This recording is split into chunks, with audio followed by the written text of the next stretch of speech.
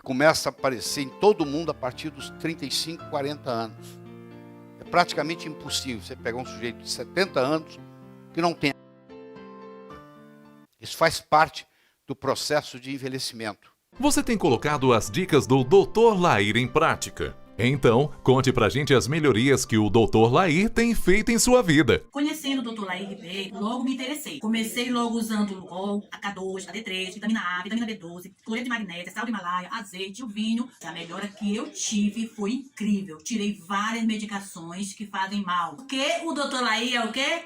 O melhor que tá tendo. Grave em vídeo e mande pelo WhatsApp. Vamos lá, todo mundo vendo. Todo mundo vendo. Tô no... O melhor que está tendo.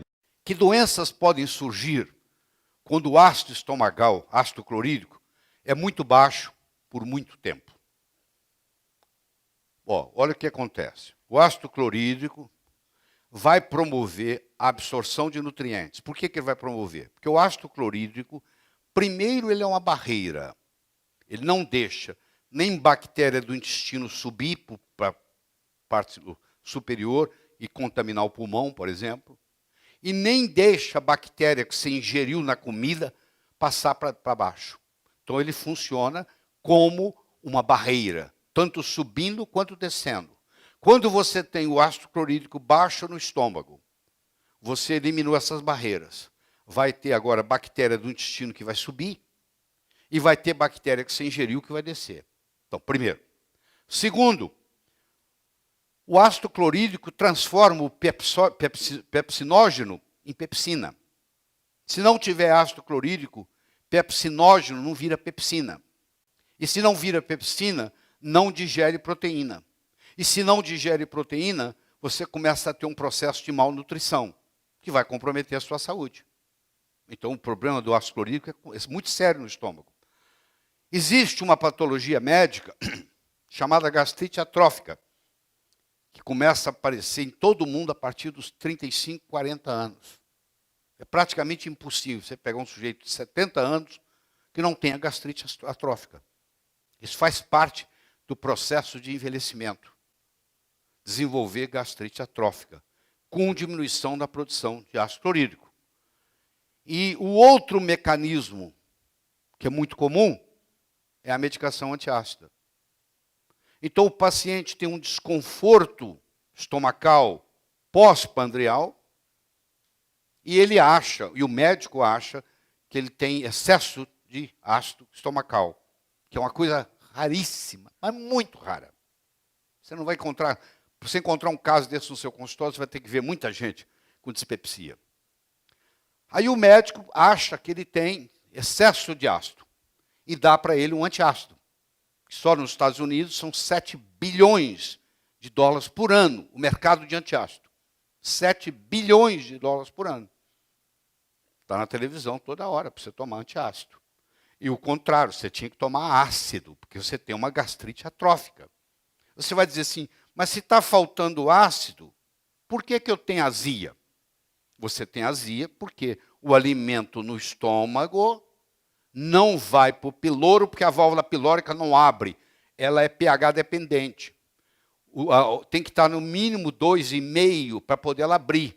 Se o seu estômago está com pH de 5, porque você não tem ácido clorídrico, a válvula pilórica não abre. O estômago acumula, faz um refluxo para o esôfago.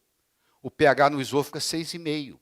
Se você faz um refluxo de um pH 5 num pH 6,5, você causa erosão. Então você começa a ter a queimação que parece que é excesso de ácido clorídrico. Na realidade é falta de ácido clorídrico.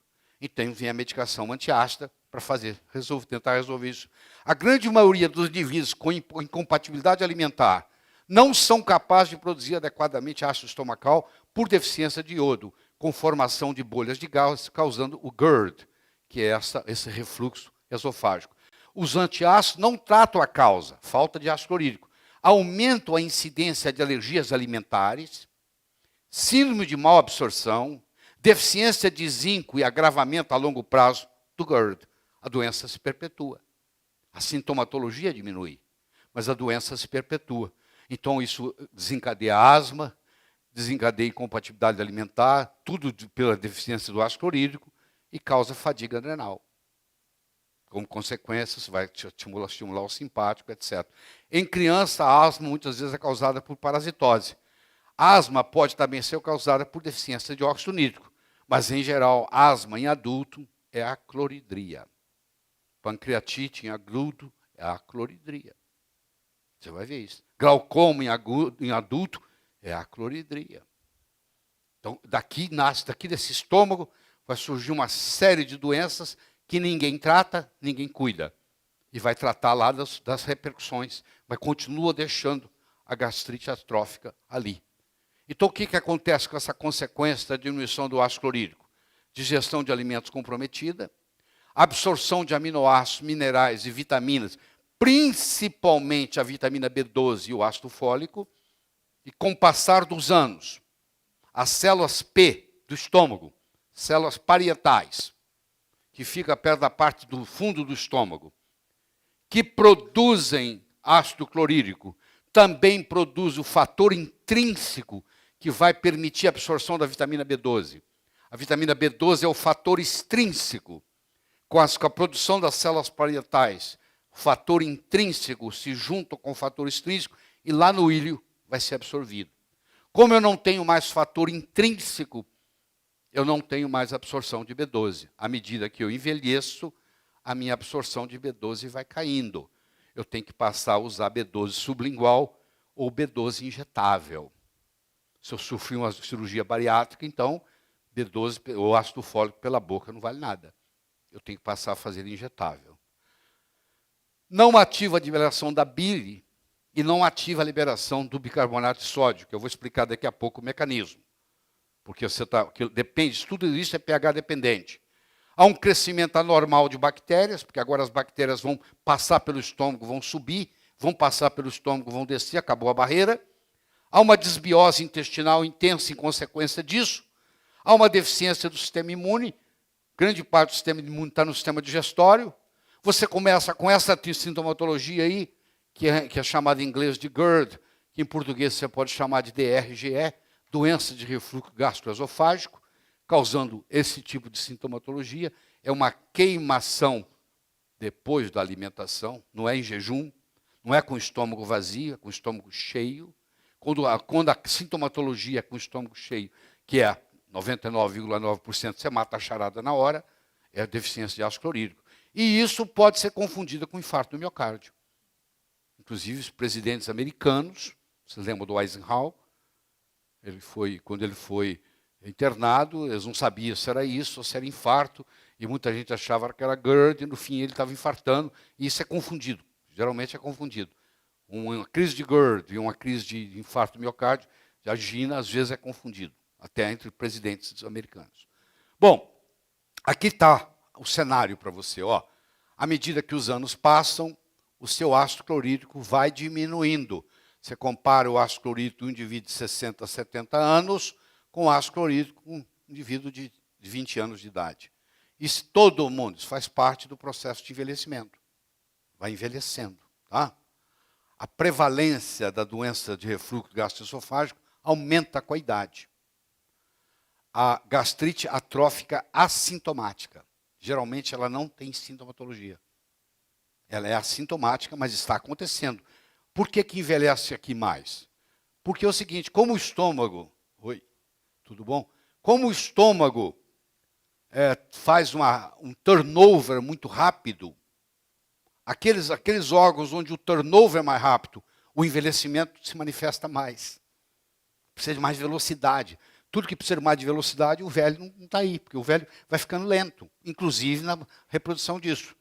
Então, isso aqui é o quadro que você tem que lembrar. Ó. À medida que os anos vão passando, a pessoa... Se imagina um indivíduo com 70 anos de idade, chega no consultório de um médico, reclamando que ele tem azia. E o médico passa para ele o omeprazol.